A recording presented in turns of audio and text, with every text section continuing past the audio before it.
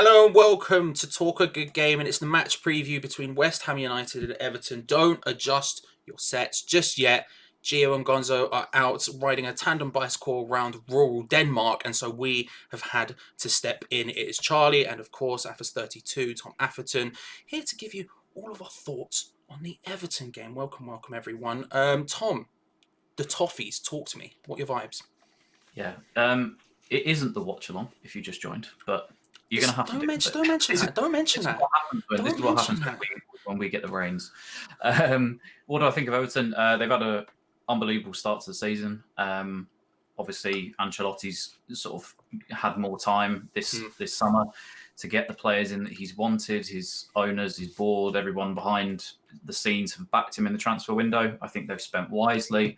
They've brought in some excellent players for next to nothing, it feels like, if it was to be believed about James Rodriguez being close to a free or something along those lines for Everton. I mean, it's just unbelievable business. I mean, Calvert-Lewin is firing on all cylinders.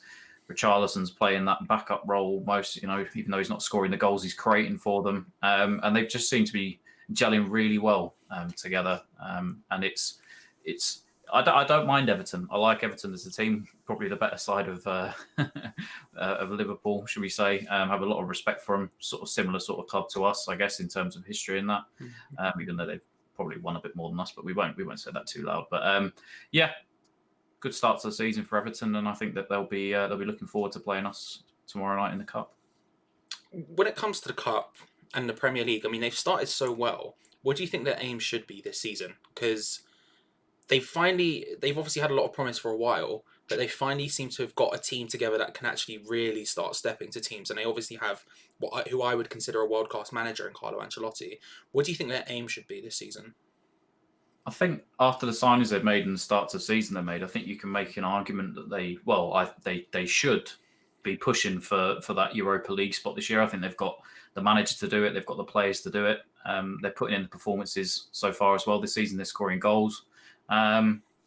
So there's nothing of the early signs anyway that to stop them from pushing for that top place. But I also think that they've got enough depth in their squad with some of the players that will play, in tomorrow night's game. See, we had a look at the lineups they played in the last few cup games against Fleetwood and Salford, and they're doing similar to us. They're putting a mix of their youngsters in with some of their sort of backup players that really could be starting for most Premier League sides week in, week out. So I think for me, this season, a good season for Everton would probably be making those Europa League spots and pushing as far as they can in the Cup. Yeah, I agree. I think I look at Everton and I just think they finally sort of getting to fulfill that potential a little bit. Like when I was genuinely shocked, Carlo Ancelotti turned up there. I can't lie to you. Like I looked at him as someone who I've got Arsenal friends, and like when they were looking for a new manager, I was like, yo, Ancelotti is there. You should probably go get him, because if you want a guy to come in and sort out a top level team, he is the dude to do it. So when he turned up at Everton, I was like, oh, okay. And I mean, I guess he'd had some trouble. Like Bayern Munich wasn't perfect, and who was he at? It was an Italian team. Napoli as well. Napoli, there you go. It didn't work out fully there. So I guess it sort of was the next step down. But it's a big investment from them. But they've spent they've gone for it. They are going for it. And I think outside of probably Chelsea, they're the team who have gone maddest this transfer window. Some of those signings are just insane. And I mean, James Rodriguez is a similar one to Carlo Ancelotti. When I look at him and I go, oh, if you think though, for James Rodriguez's first season, correct me if I'm wrong, I'm pretty sure Carlo Ancelotti might have been the Real Madrid manager at that point. I think he might have been at Bayern as well. And it was his, I know specifically, I think that first season that James played in Real Madrid, I think he won sort of, I think it was best midfielder in La Liga at that point. So, and I think Carlo Ancelotti as a manager has gone under the radar, but, people often forget that he's won titles pretty much everywhere he's been, especially here in England. He knows the country, he knows the style of football. And I think because he was out in Napoli for a while, he may have gone under the radar, but I think fans really need to not forget, actually, now that he's got a team that he feels that he can probably compete with at Everton, that they will be a dark horse for the remainder of the season and will push a lot of the top teams, especially with the talent they've got, as far as they can go. Yeah, that's probably a fair point to make. I just look at it and I think it's just kind of crazy to me. It's crazy because they do legit look like top 6 contenders almost. So when it comes to what should they be doing this year, I'm looking at them and thinking, actually, you should be pushing those top teams because you've got a lot of the squad to do it. Who are the players you like admire the most from Everton? Well, obviously, straight off the bat, obviously, James Rodriguez is obviously number one. But saying that, I think Richarlison is, I guess, for Everton is a luxury player. We obviously have a few of those, but he seems to turn in performances sort of more on a consistent basis, I would say, than our luxury players do at the minute. Dominic Calvert-Lewin, the fact that he's firing on all cylinders as well is always a massive bonus for Everton fans as well, to actually have a striker, probably since Lukaku, hopefully that they could fill that 20 goal a season void that they missed for a couple of seasons. So yeah, I think you combine that with Alan, especially in midfield and some of the other positions. I mean, there's a lot to like about the team that Everton have got at the minute. I don't want this to be the let's butter Everton up and make them sound amazing before the season starts. But it is true. It's there's a few. Oh, and of course, Decore that they signed as well in the transfer window, another player that potentially maybe we would have looked to sign him. But there's, I think, if you've got the leadership of Coleman and Digne as well at the back, Michael Keane, who sort of blows hot cold. They've got youngsters, I guess, in Branthwaite, correct me if I'm wrong, coming through as well. So yeah, it's just there is a lot to like about the way that Everton, have their team set up at the minute and the players that they've got. Yeah, I mean, you look at, like, you're talking about the youth players there. You've got Mason Holgate, who's in and around the squad. You've got Joshua Kenny, who'd come back from his loan spell in Germany. I can't remember which team it was. Schalke. Yeah, Schalke, there you go. And then you've got Dominic Calvert-Lewin, who, although I think they bought him from someone, it's still sort of a youth player in that kind of sense. They just got it going on top of all of those great players you've just mentioned. I mean, Luca Digne is... I just love him. I just love him. I can't not talk about him. Like, every time... I remember when he was first playing for PSG years ago. This must be more 2013 or something. I saw a couple of games. It might have even been one, and I was just like, in a very gonzo fashion, it might have been one, and I was like, "Ooh, hello, I like this kid." Don't clip that. And then he obviously went to. I think he went to Barcelona a bit too early for his career, and it was like he was never going to be first choice there because it was a step too early. They have Jordi Alba and stuff, and then he stepped down to Everton, and I was like, "That's a signing," because he's sick, and it turns out. He's sick. Like, Luca Digne is amazing, but so many other players there. I mean, that's the thing. They have so many you could name. And the other one I want to mention, just because if Gio sees this, is Dominic Calvert-Lewin, because he didn't rate him a couple of seasons ago. And I was like, I think there's something there. And he's like, no, he's rubbish, Charlie. He's rubbish, blah, blah, blah, blah, blah. Turns out you're not always right. But let's get into the other stuff. So we'll talk about the team news first. Moyes, Diop and Cullen are obviously still all out with the old Rona. Fredericks has got a muscle thing. I can't remember what it was, but they're saying it might not be too long. They're looking after the break. And then the interesting ones for this game, when we're talking about lineup wise, are Coventry and Longello are in the under-23 squad tonight. However, Ashby and Elise are not, meaning that they could be involved. Obviously tomorrow night. When it comes to Everton, the only ones I'm aware of, Everton FC is the best in the chat. Will know better. But Holgate, Braithwaite, Gbanin, and Tossen. Check Tossen are all out. How heavily do you rotate this squad, Tom, for the match tomorrow night? I'd obviously, I think that the main starters on the pitch have to be the players that have sort of played throughout the cup run. I think for me, Yarmolenko, Anderson, and Allaire are all automatic starters. I also think that Cullen's an automatic starter. I'm maybe inclined to play one of either Souček or Rice in midfield, or even Lanzini. It's difficult to judge because obviously when you look the other day against Wolves and we absolutely battered them, it didn't really look like our... Obviously, we know that they put a shift in, but it didn't look like they had to work as hard as they did necessarily the week before against Arsenal.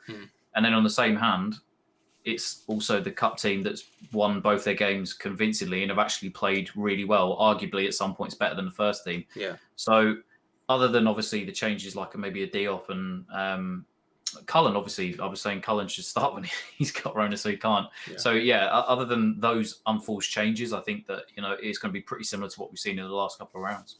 I knew you'd get there in the end. I had full faith that you'd remember. I had full faith you'd remember.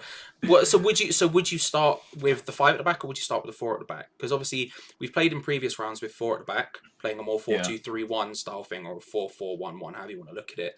But that was against. I don't want to say lesser teams, but certainly League One side. Whereas Everton are high flying Prem side at the moment. Do you change back to the five to try and adapt and deal with their attacking threat, or do you stick with the sort of cup formation we've been going with?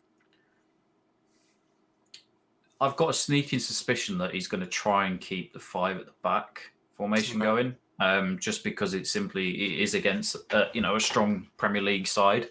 Mm. I mean, there's every chance that he does opt with the four at the back, but I think he knows the threat that Calvert-Lewin, Richarlison, potentially Bernard, if he plays, some of the pacey players that they've got that can unlock us, maybe just by bolstering that defence up by having another centre half in there almost. If Ashby, as we believe, potentially may start, maybe Ben Johnson pops over to left back, Ashby maybe at right back, who knows? I think he'll look potentially to go with that five at the back, because I think, like I said on a video they did the other day after the review of the Wolves game, this was the formation that Moyes absolutely loved going forward in his first spell in charge at West Ham. So it would make sense if he was gravitating towards that and he was starting to get the team that he was going to play a certain way. It wouldn't surprise me to see him go with five at the back tomorrow.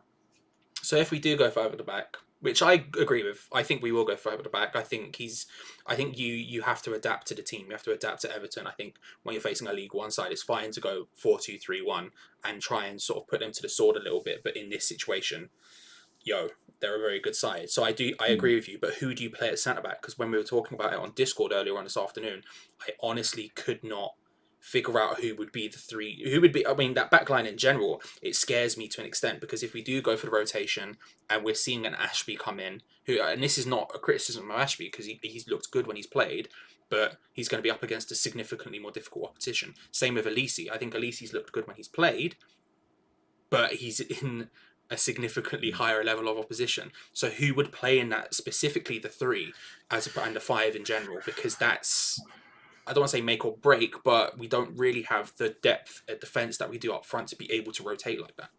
Yeah, I think he starts. Obviously, Randolph, cupkeeper, starts in goal tomorrow. I think he's going to start Johnson at right back. I think Ashby will be amongst the subs, and then I think he's going to opt for Elise, Balbuena, and Ogbonna. Not that Cresswell put a foot wrong the other day playing at centre half, because he actually had quite a decent game. But I also thought that Masuaku was absolutely outstanding the other day. So much better suited to that wing-back role. And I think he's pretty much, if he carries on in that form, that's nailed down for him. I don't see Cresswell moving back over to there unless it's, being as a cover centre-half, if this is where Moyes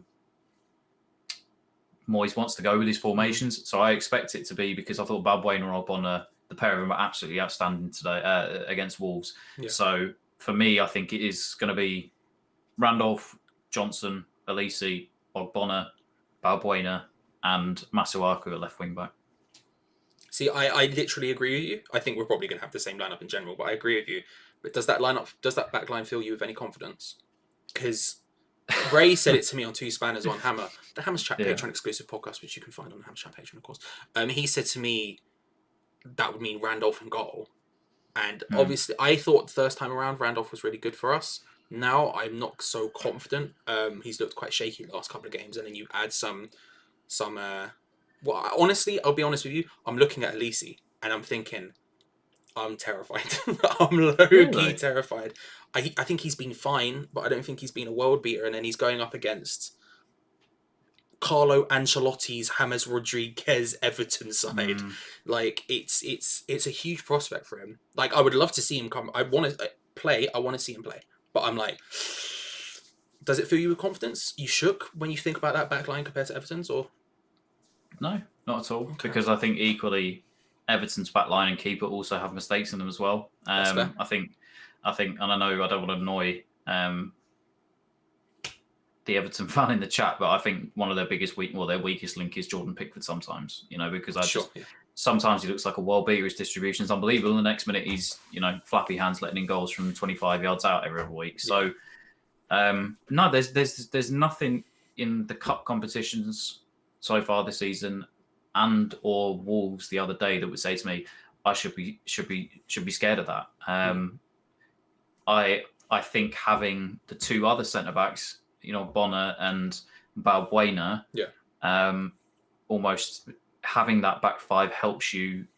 As the other centre half, maybe he's not as well versed as those guys, but he's got them to support and to lean on as well, and they're two very much seasoned professionals in that respect. Yeah. And I think if you slip him in with them, I think he should sort of slip in seamlessly. Really, the talent's obviously quite clearly there. He's touted as one of our sort of best young centre backs. That's come through our academy for quite some time.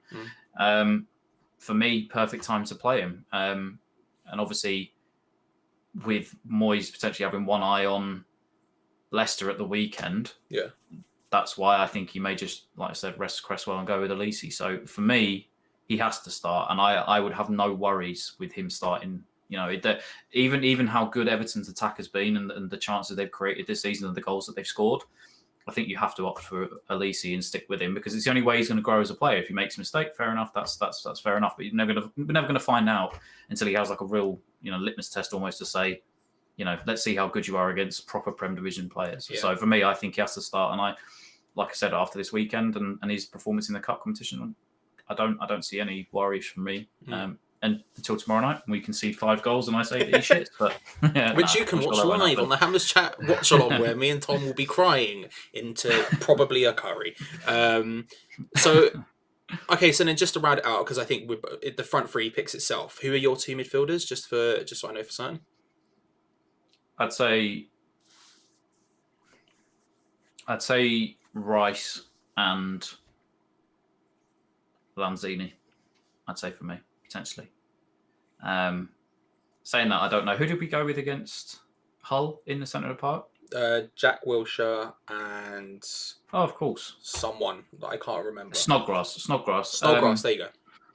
Yeah. I think this is the difference, isn't it? Like, this is the only 2 positions I'd say that I don't know who's going to play there, because he could go Snodgrass and Wilshere, and I think that would be good enough.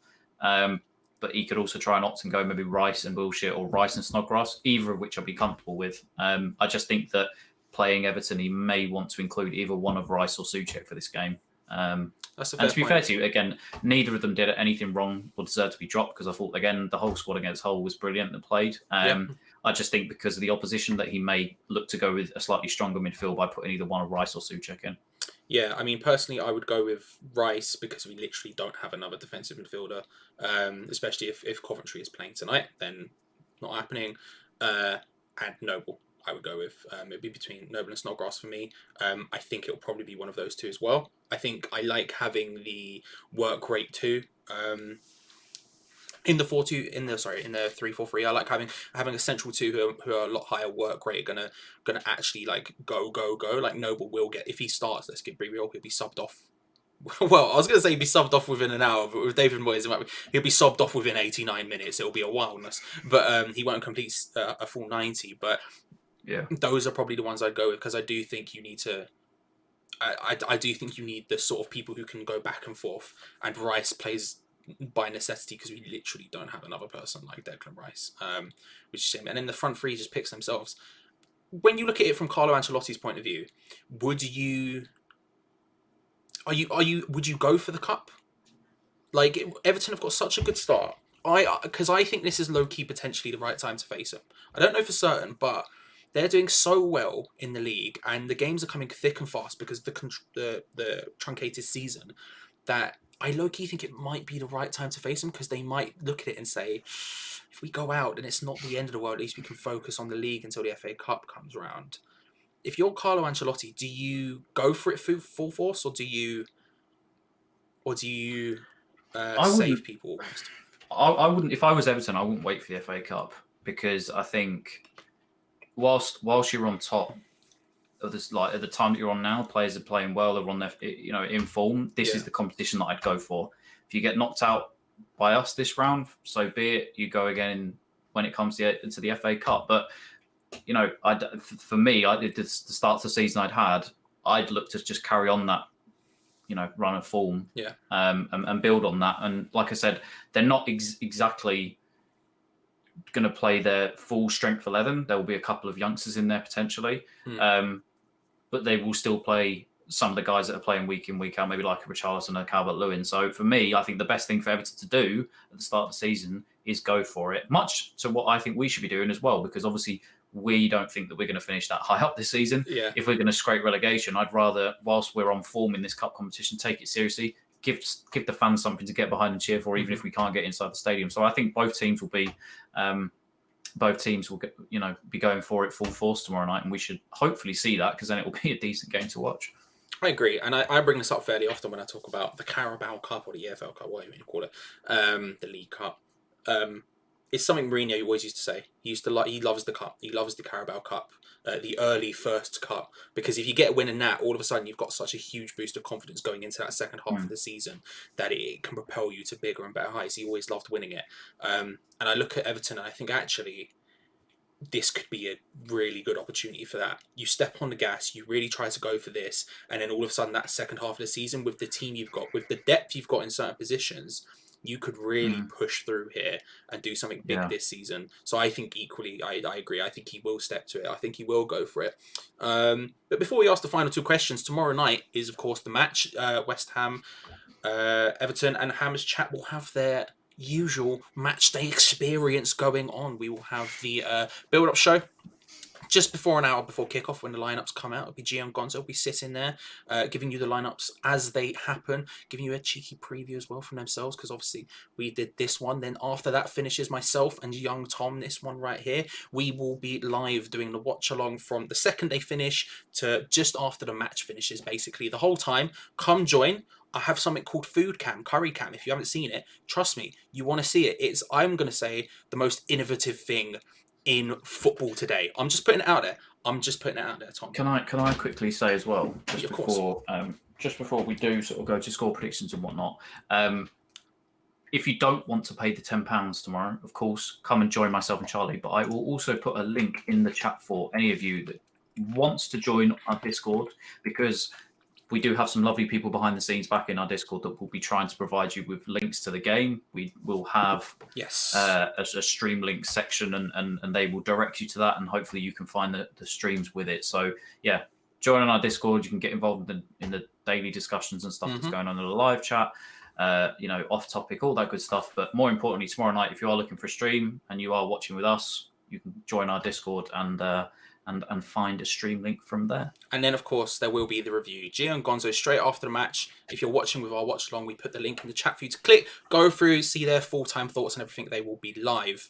Tom, are you confident? Are you confident for the Everton match? Yeah, because we slapped Wolves 4-0, didn't we? So yeah, of course, I'm full of confidence when I know I shouldn't be. No, look, there's nothing. The front three as well, because I guess we didn't really mention those guys. The front three of Anderson, Allaire and Yarmolenko have all been on fire in the Cup. Of course, Allaire then went and scored this weekend. So I fully expect them to, again, try to prove to David Moyes that they belong in his starting lineup. But then again, after the game against Wolves the other day, they're going to be hard pushed to get into that team. All three of them anyway. So I'm stupidly, as always, I'm mildly optimistic. I really want us to do well in one of the cups this season, and it's a pain, obviously, because the fans can't get to it. But I think with the season potentially that we could end up having, if we don't end up signing some players before deadline day, and maybe we lose Declan Rice or whatnot, the best thing for us, the next best thing for us is going as far as we can in this competition. And I'm glad that David Moyes has taken it seriously in the lineups that he's put out so far, whilst also giving some of the youth players a chance. So for me, I'm optimistic, but I think it's going to penalties tomorrow. That's my predictions. I think we're going penalties. And we're going to win on penalties. There we go. Big place. I really do think, I'll get your exact prediction in a second, but I really do. I have a bit of confidence. I'm not overly so, but I'm really excited to watch the match in general, because I think this is a huge test. Everton are literally one of the more informed sides. They are doing absolute bits. All of their players doing really well. And this is a chance specifically for certain people like Haller, Anderson and Yarmolenko to prove that they can do it against Premier League opposition, which is potentially what David Moyes' hang up with them is. They're like, well, they're doing it in the Cup, but they can't do it in the Prem. And I'm like, well, give them a chance in the Prem and maybe they'll show they can do it. But this is a huge opportunity for them, and it's a huge opportunity as well for a couple of youth players. if Ashby and Elise are involved in some context, for example, this is a massive opportunity for them to really put a step down, because we've seen. I mean, every single fan of every team knows that when a youth player rocks up in a cup and does well, sometimes they will get that chance. They will step up. They will get forward, and this is big. This is big for everyone involved. I think it's going to be a good game of football. I think it's going to be a tight game of football. I'll start with my prediction. I'm going to go wild here. You ready for this, Tom? I don't know if you're ready for what I'm about to say. I'm going to go wild. Oof. Go on. Tease me. It's ending in normal time. Mm-hmm. It's ending 3-2 West Ham.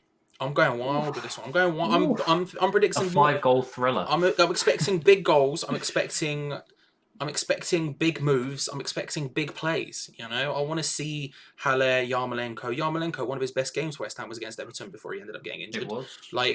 It's we have the people there to do it, especially in the attacking sense. I'm concerned defensively. I don't think we're going to keep a clean sheet, but I don't know. Maybe it's the Wolves thing. It's the Wolves thing, innit? It's getting me too giddy. We all do it as West Ham fans. Every single one of us. As soon as we win a game 4-0, it's like, yes, lads, we're going to win a league. We're effing massive. We're massive. Let's go. No, look. If this was the league, I'd be saying potentially like 3-1 Everton win. But because it's the cup, I think we're going to do our absolute utmost to get through to the next round. And like I said, I think it's going to be a high scoring game, either 2-2 or 3-3. But I definitely think it's heading to penalties for me. So I'll say 2-2, famous 2-2 from Gio, and then I'll say we're going to win on penalties 11-10. Oh, love that. Love that. It was like Gio was in the room with that too. You gotta love it. Thank you all for watching. If you're new around here, make sure to subscribe. If you enjoyed the video. We'll be back tomorrow for the full match day experience. Come, get involved an hour before kickoff. Right here on this channel. It's gonna be sick. You're gonna want to be involved. Thank you all for watching. Come on, you irons, and we'll see you next time.